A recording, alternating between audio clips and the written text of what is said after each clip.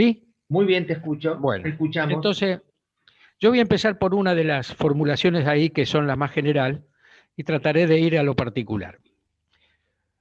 Creo que una dice una estrategia responsable, sanitaria, responsable, ¿no?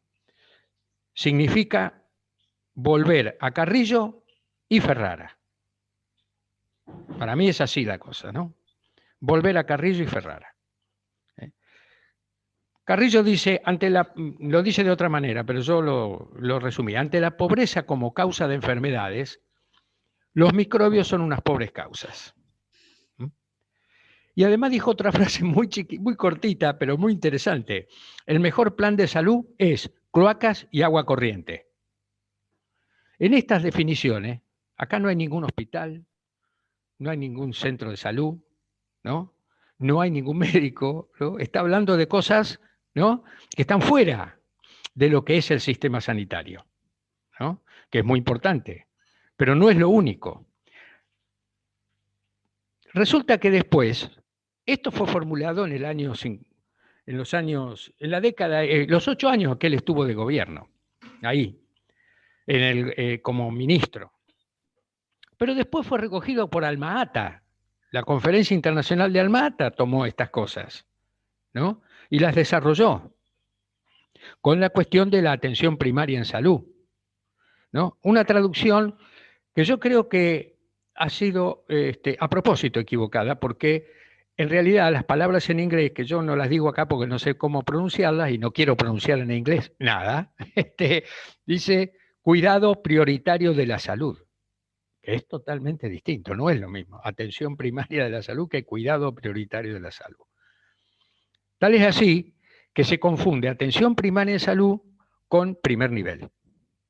Acá en Argentina se confunde, se habla de primer nivel, atención primaria de la salud, atención primaria de primer nivel. No es, son dos cosas totalmente distintas.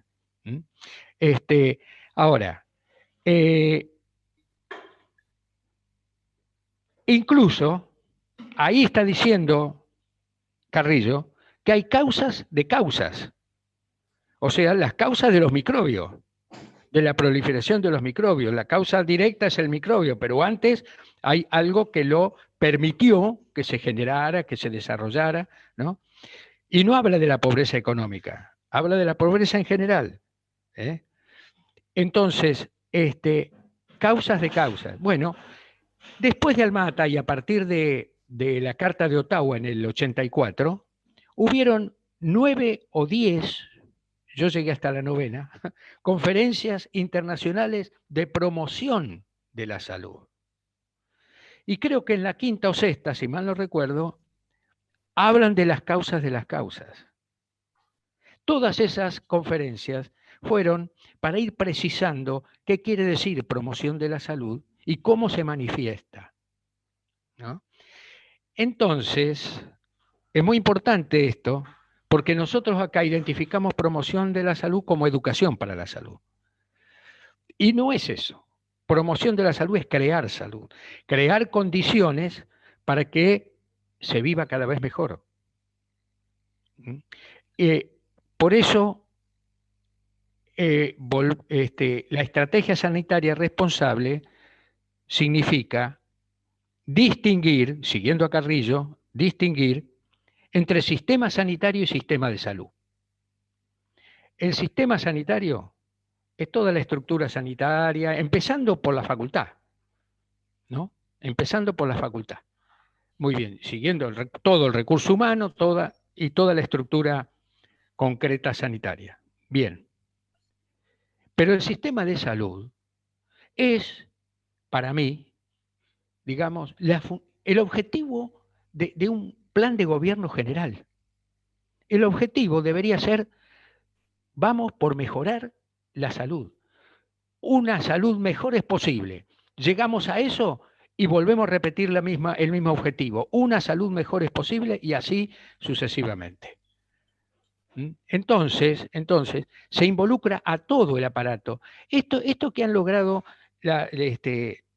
nuestras mujeres, fundamentalmente, de hablar de la perspectiva de género y de incorporar en muchas legislaciones, en el Poder Judicial, la perspectiva de género, ¿no? Y que ha sido redactado eso en artículos y en resoluciones, ¿m? Deberíamos imponerlo también en la función de gobierno como perspectiva de salud. No puede hacer desde el presidente para abajo, ¿no? En todos los niveles y en todo el país, deberían los funcionarios bueno, de distinto rango, ¿no? En sus decisiones, empezando por supuesto con las legislaturas y el Congreso, tener en cuenta la perspectiva de género, la perspectiva de salud, ¿no? Eso debería llegar a ser en algún momento algún artículo de la Constitución Nacional, de una futura reforma de la Constitución Nacional, ¿no?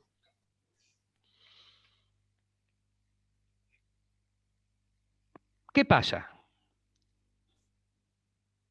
Eh, es decir, quiero terminar el sistema sanitario tiene el siguiente objetivo, en mi opinión: salvar vidas y preservar salud. Y el sistema de salud tiene el objetivo de cuidar y promover la salud. Yo creo que la salud no se cura, la salud se cuida. Lo que se cura son las enfermedades. Entonces, me parece que ahí hay que entrar a darle también alguna precisión a la gente, al pueblo, porque al mezclar los conceptos, nosotros, al mezclar los conceptos cuando hablamos, ¿no? Confundimos al pueblo. Yo me acuerdo una charla que dio Mario Testa y en un momento se dedicó a explicar una serie de cosas y terminó diciendo, por lo tanto, el Ministerio de Salud debería llamarse Ministerio de la Enfermedad. Y era coherente, todo lo que decía era absolutamente coherente, ¿no? Fíjense, una expresión que, quisiera que me lo corroborara esto Constantino. Efector de salud. El efector puede llegar a ser algún tipo de célula que cuando recibe algún impulso, ¿no? Externo, digámoslo así, produce un efector, ¿no? Entonces, el hospital público, ¿no? Voy yo, el impulso externo, enfermo, ¿m? Y salgo sano. Ahí se produce todo un movimiento interno, ¿no? Reacciona y salgo sano. Entonces ahí se identifica, digamos, como si fuera una célula. Entonces dice efector de salud, ¿no? Y las clínicas privadas y los hospitales privados también son efectores de salud. Y se han ocupado muy minuciosamente los dueños de todo esto de hablar de que son efectores de salud. Entonces yo recuerdo una conversación, una pregunta, cuando era mucho más joven que ahora, estaba en el secundario yo. Entonces, un profesor de economía nos pregunta, así a boca de jarro, ¿qué produce la Ford? Y nosotros primero vacilamos, porque no entendíamos la pregunta tan sencilla. Y le dijimos, autos, profesor. No, produce ganancias a través de la producción y venta de autos. Bueno, ¿qué producen las clínicas y los hospitales privados? Producen ganancias, curando enfermedades. Entonces, las clínicas y los hospitales privados, que son necesarios en determinado momento, miren lo que digo, son necesarios, ¿sí? Necesitan enfermos para reproducir el capital. Entonces no me vengan a jorobar a mí con que producen salud. Y esto lo tenemos que decir. Si estamos de acuerdo, si esto es así, lo tenemos que decir. A la gente, al pueblo, le tenemos que decir todas estas cosas. Y estas son confusiones, porque nosotros mismos decimos efectores de salud. Me refiero, yo he leído en escritos, he escuchado en conferencias hablar de los efectores de salud. Y ahora paso a las obras sociales. Las obras sociales nos la vendieron como una conquista de los trabajadores. Yo recuerdo, así Así decíamos hace 30 años atrás, que era una conquista de los trabajadores, las obras sociales, ¿no? Bueno, creo que la mayoría de las personas ahora duda de eso, de que sea una conquista de los trabajadores, ¿no? Porque en realidad los que se han beneficiado se han beneficiado del sector privado. Por supuesto que han resuelto problemas.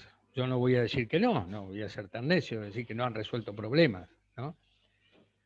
Pero han resuelto problemas sobre la base del retroceso del Estado, que fue programado todo ese retroceso, ¿no? Desde el 55 para acá, salvo algunos momentos, ¿no?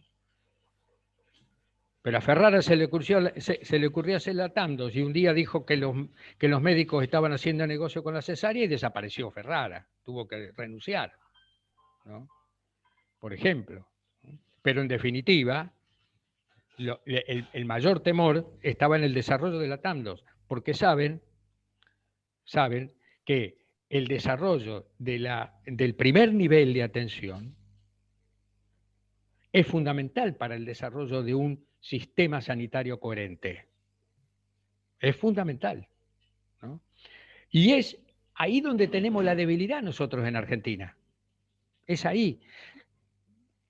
Habrá que poner algún otro hospital. Puede ser. Pero nosotros tenemos dos debilidades. Uno está ahí en el primer nivel, ¿no? Y otro que está relacionado con eso está en la facultad. En la universidad, la currículos, hay que cambiarla. Hay que hacer más humanos a los médicos. Más humanos. ¿Mm? Los médicos como Constantino son héroes que salen pensando como piensan a pesar de. Es cierto, y hay muchos, por suerte, ¿no? Que piensan desde el pueblo. Billones de pesos destinados al capital privado. Eso es lo que han puesto en el mercado de la salud las obras sociales. Billones. ¿Mm? ¿Y qué sucede? ¿Qué es lo que hace el capital privado?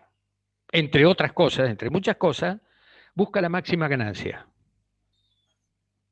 Es algo imperativo, es compulsivo eso, busca la máxima ganancia, no la ganancia razonable, sino la máxima ganancia. ¿Cómo lo hace? ¿Cómo lo hace? Fundamentalmente a través de los precios, porque trata de chupar la mayor cantidad de plata del mercado. Los costos, la diferencia, los precios de venta al público de los medicamentos, por ejemplo, no tienen ninguna relación con los costos. Y está ahí la causa. Mientras existan las obras sociales fogoneando plata al mercado, mientras existan los coseguros en los estatales fogoneando plata al mercado, siempre, y además cabalgan, y por eso también abusan, porque quieren más plata, ¿no? Por ejemplo, no cobrando el bono, sino 3, 4, 5 veces más el bono. Se aprovechan de la naturaleza de esta mercadería o mercancía, que es es absolutamente inelástica. Uno hace cualquier cosa por resolver un problema de salud personal, ¿no? Es absolutamente inelástica, debe ser la más inelástica de todas. No la podés dejar, porque sabes que en última instancia te vas a morir, ¿viste? Entonces, ¿qué? No podés dejarla. Entonces, se aprovechan de todo eso. La demanda absolutamente inelástica. Y eso hace que los precios se escapen. Y además no hay control. Fundamental esto. No hay control. El Estado argentino no controla los precios, ¿no? Y entonces, ¿cómo se explica que el mismo medicamento del mismo laboratorio transnacional, pero las mismas características, quizá otro nombre porque está en otro país, pero es el mismo medicamento? En Chile, en Uruguay, en Brasil, en Italia, en España, en Inglaterra, en Norteamérica, por ejemplo, cuestan más barato que en Argentina. Bueno, entonces hay dos factores. En esos países, en algunos de esos países, hay controles. Y en algunos que no hay control, no hay obra social. Nosotros tenemos obra social y tampoco, y no hay control. El combo está perfecto para que se hagan fabulosas ganancias. Que se hagan fabulosas ganancias. Por eso nosotros reclamamos, ¿no? Ayer le decía yo al vicepresidente, a un miembro del directorio, no, a un miembro del directorio, que vos lo conocés, Giglio Prado, miembro del Tío directorio. Prado, Sí, bueno. amigo. Sí, sí. Yo le decía ahí en una reunión con el Consejo Consultivo Gremial, le decía, ni todas las obras sociales juntas van a regular el precio del mercado. Porque estamos adelante nuestro, tenemos a pulpos internacionales. ¿Qué vamos a hacer? Ni todas las obras sociales juntas. ¿Qué piensa hacer IOMA? No lo va a lograr, porque lo han señalado, que tienen ese objetivo, esa idea, ¿no? No lo van a lograr. Acá el problema es que hay muchos problemas que tiene IOMA, ¿no? Especialmente los más importantes, que están fuera de IOMA y que IOMA no los puede resolver. Por ejemplo, este tema de los precios, de los precios de los precios del laboratorio, de los precios ¿cómo se llama? De las prótesis y otros insumos, ¿no? Que vienen de afuera, y eso no lo puede regular el IOMA, no lo puede resolver. Lo tiene que resolver el Estado Nacional. Algún otro lo puede resolver el Estado Provincial, pero tampoco IOMA. Entonces no se pongan en esa patriada porque pierden tiempo. Y lo que tienen que hacer es aumentar la cobertura y al mismo tiempo, exigirle al Estado Nacional que le ponga control de precios. Porque ahora abril, ya los precios de los laboratorios aumentaron un 5% promedio. Por lo tanto, esa cobertura de la que tanto hizo alarde, que estaba en el orden del 60-62%, ahora es el 56%. Porque la cobertura, como ustedes saben, es fondo fijo. Suma fija. Entonces, incluso nosotros le sugerimos, ponga un tope porcentual. Diga, bueno, vamos a tener todos el 60%. Y el 60%, entonces aumentó y aumenta en el 60%. Siempre mantengan esa relación. Parece ser que le digo que ustedes no saben que hay elecciones este año. ¿Mm? No, sí saben, pues lo disimulan bastante bien. Por te quería hacer una pregunta. IOMA está, perdóname que termino, IOMA está que explota en todos lados. Sí, Andrés, dale. Te estabas refiriendo al tema de los precios, la producción nacional, el uso del capitalismo, de los precios de los... Hoy hay una importante movilización en el Ministerio de Salud por la liberación de las patentes, algo que vos haces mucha referencia histórica en el caso de IOMA, bueno, bajo la presidencia de Ilía, el problema de los laboratorios, algo que pasó hace 50 años, que sigue estando cada vez más vigente la problemática, y que bueno, también en los medios se está difundiendo la producción supuestamente nacional de una vacuna extranjera. Más que nada era para especificar eso que estabas ahondando, ¿no? La falta de control del Estado nacional y provinciales. Y la necesidad de industria nacional, que bueno, Daniel Godoy, el hermano de Cachorro, de ATE alguna vez nos había alcanzado como la serie de elementos del centro de investigación y digamos, instituciones del propio Estado que podrían ser la base para una industria nacional de farmacológica. Bueno, nada, no quiero interrumpirte, era una referencia. No, pero vos fíjate la cosa.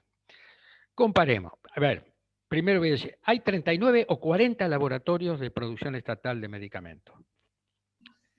Nacionales, provinciales, municipales, de las Fuerzas Armadas. Distinto nivel. Distinto, pero ¿qué producen? Medicamentos para el municipio, para algún hospital, o para la provincia o para el país, para el plan remediar, por ejemplo. ¿No? Bueno, Pero no puede haber una estrategia en ese sentido de desarrollarlos más, de ponerlo a la altura de los estándares internacionales. ¿Eh? ¿Cómo es posible que eso no se haga? Que se patee siempre para mañana. ¿Eh? Por favor, Cuba nos está dando un ejemplo tremendo en ese sentido. ¿Eh? Apostó a la ciencia y a la tecnología y hoy tiene 5 candidatos vacunales, 2 de los cuales ya los está inyectando en la población. Aprueba, pero los está inyectando en la población. ¿No? Entonces es una cosa, Cuba, estoy hablando de Cuba. ¿No? El potencial económico que nosotros tenemos supera al de Cuba. ¿Eh? Pero Cuba tomó una estrategia y concentró, ¿no? Porque no bajó la preocupación para mantener eso bien firme, aún en el periodo especial. Entonces, ¿está? Acá es algo que no tiene muchos... Yo no alcanzo a entenderlo, sinceramente, no alcanzo a entenderlo.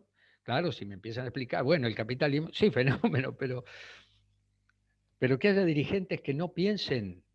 Cuando ha habido ejemplos, porque yo recuerdo que Carrillo, lo recuerdo no por haberlo vivido, pero sí por, bueno, era chico en ese momento, pero lo he leído, el EMESTA, un laboratorio de producción pública, ¿eh? Allá en aquella época. Les digo otra cosa, el IOMA, cuando fue dirigido, y a eso creo que se refería también, cuando fue dirigido por los trabajadores, en la época del año 61 a 62, época de Oscar Allende, cuando mediante la ley 6323 lo transformó en entidad autárquica y lo puso a derecho, o sea, de acuerdo al 14 bis de la Constitución Nacional, 8 directores. 1, el presidente nombrado por el Estado. 7 de los trabajadores. Fíjense, no era un momento fácil. Entre los trabajadores tampoco.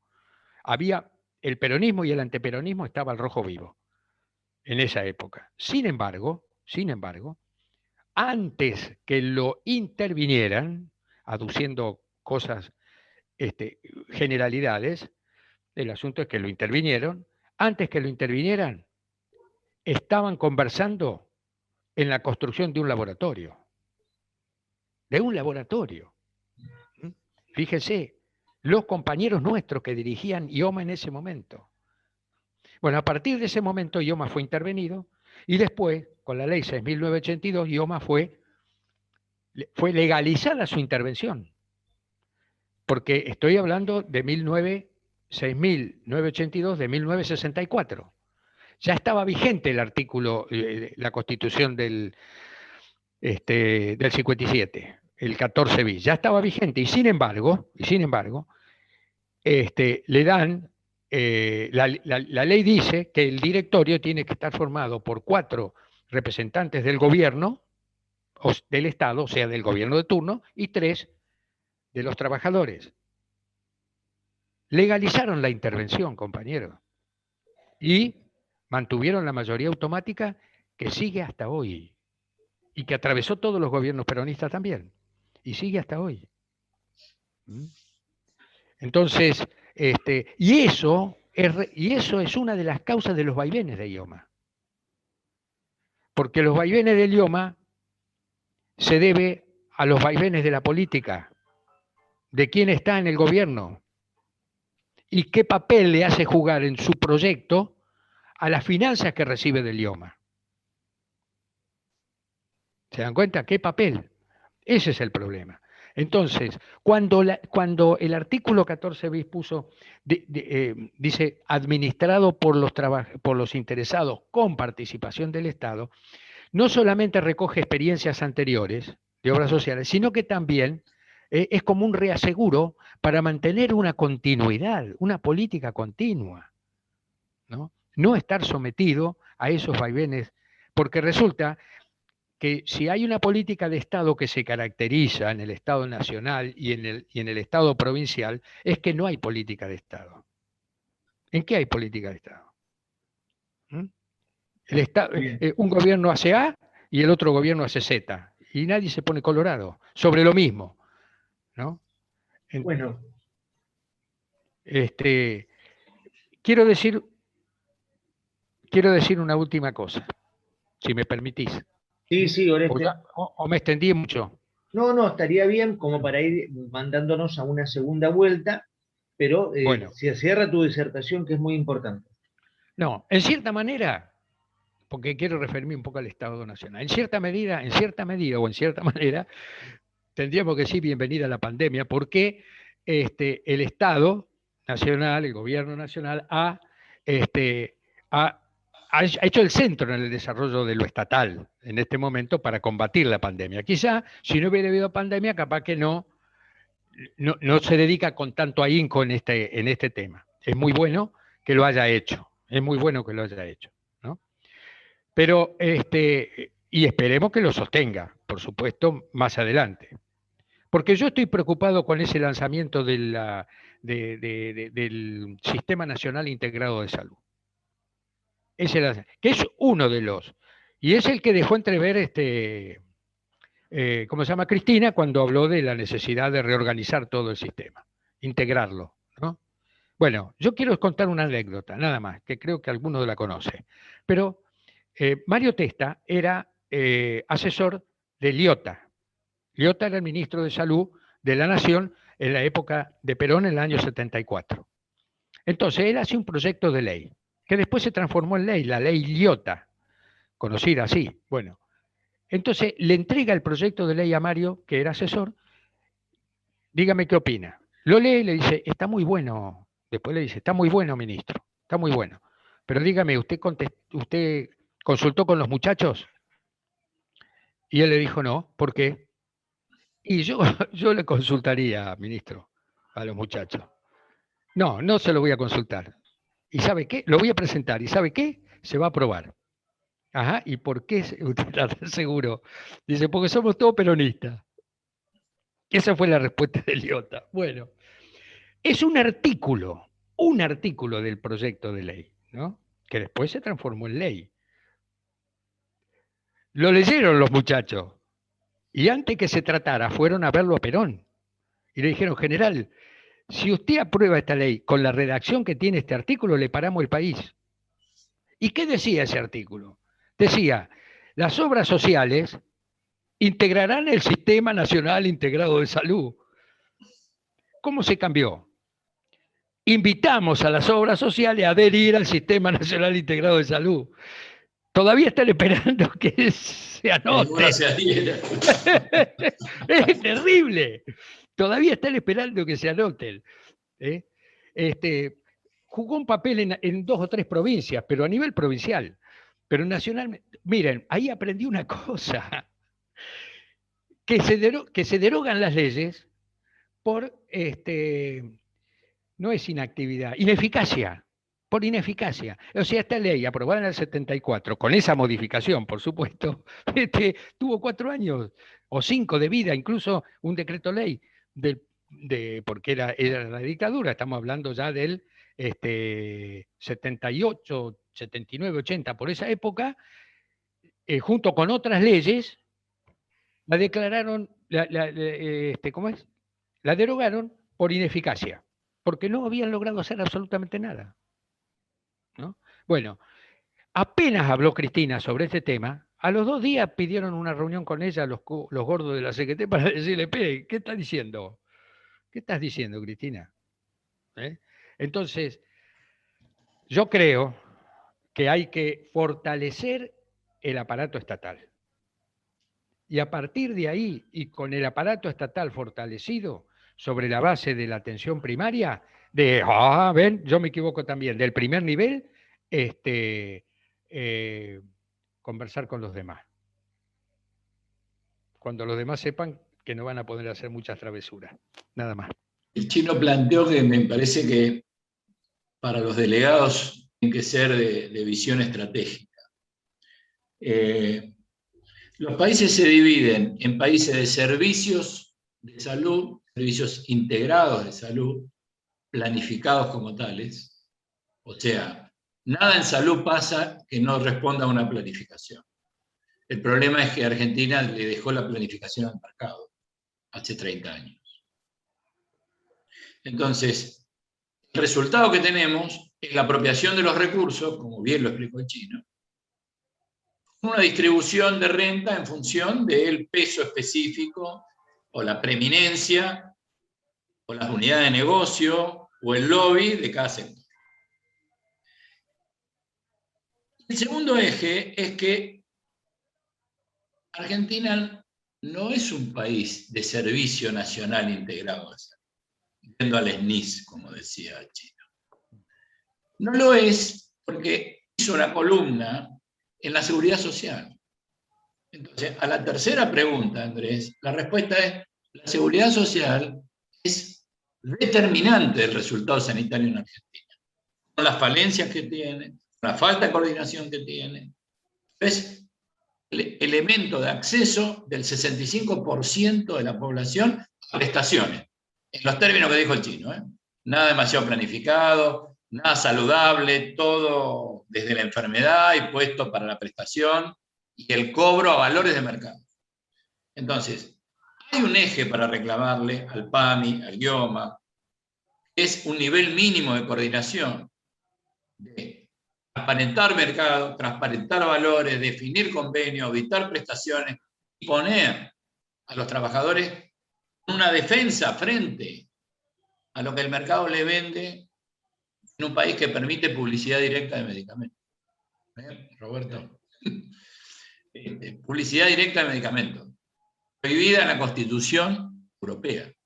Estados Unidos, Argentina y Ecuador creo que tienen publicidad directa de medicamentos, donde una figura de la televisión, con lo que ya estoy diciendo de qué características es, puede agarrar un envase de algo y decir: tome esto a la tarde o a la noche. O sea, nosotros desde el Banco Mundial en el 93 definió 10 puntos del PBI es mucha plata, o sea que el sector salud es un lugar para intervenir y hacer negocios. Les recuerdo que acá vinieron gurúes a decirle a las clínicas privadas que en el tiempo muerto hagan de lavadero, como si fuera un laverrap, y que laven la ropa también para los restaurantes, o ese tipo de cosas, con el fin de la historia de Fukuyama, y todo lo que ustedes conocen. Entonces, hay dos cosas muy importantes. Cuando yo estoy en la seguridad social, tengo que pedir al Estado me ayude a tres cosas: a que no me invada la tecnología, a que la tecnología no se venda al precio que el productor quiera, a que no sea el que prescribe el único que decide para qué sirve.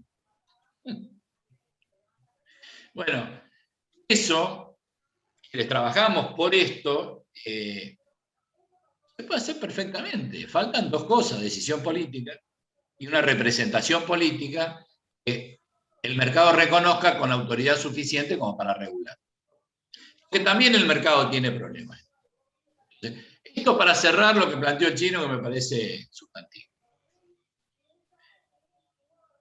Hasta el año 90 hasta la vacunación antigripal masiva, fíjense las cosas que producen las endemias, las pandemias o los pobres microbios, ¿no? Hasta la vacunación antigripal, las vacunas en el mundo eran monopolio estatal. En el mundo.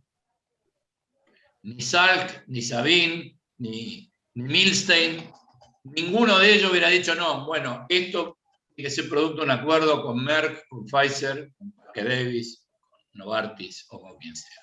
Jamás.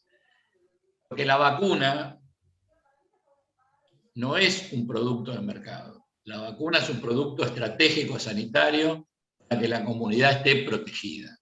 Y para que una comunidad esté protegida, alguien tiene que opsonizar el monopolio de las decisiones. Su distribución justa, transparente, equitativa, de acuerdo a criterios basados en evidencia, pero también alguien tiene que poner un plan estratégico de desarrollo como participación del Estado, como rector en la producción, en la investigación y en la participación. Fíjense ustedes, nosotros le votamos una ley, todos los partidos, a la industria farmacéutica para que tenga inmunidad frente a problemas con esta vacuna. Digamos, esta vacunación es inédita. Nunca salió una vacuna al mundo en 6 meses. O sea, nosotros estamos vacunando en condiciones de emergencia y vacunando bajo condiciones especiales. Y sabremos resultados en un par de años, probablemente con buenos indicadores de inicio, con poco riesgo, con algún impacto en que las enfermedades, el COVID produzca enfermedad de la forma más leve y descomprima de algún modo el sistema de salud. Ahora, Brasil está produciendo vacunas por acuerdo estratégico con los chinos en Butantán. Y está Bolsonaro en Brasil. Brasil tuvo... Queda un minuto, Seguimos retomando. Brasil tuvo escuela de salud pública. Bueno, Argentina, la escuela de salud pública pudo haber tenido con Ferrara, con Testa y con otra gente. Esta mirada la boicoteó sistemáticamente. Y por otro lado, fíjense ustedes, tenemos que celebrar que Richmond haya hecho un acuerdo con los soviéticos. Perdón por lo de soviéticos, con los rusos, vamos a hablar bien.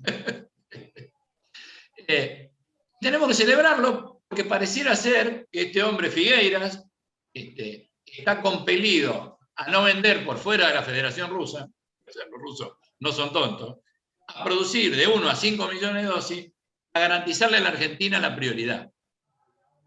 Cosa que no le pudimos decir ni a Pfizer. A Pfizer le prestamos 5.000 argentinos para el ensayo clínico y no le pudimos comprar una vacuna todavía. ¿Se entiende lo que estamos diciendo, no? Es decir, entonces, hay un nivel de coordinación que tiene que estar en la base. Los delegados de base de las organizaciones, de la educación y de la salud pública son fundamentales.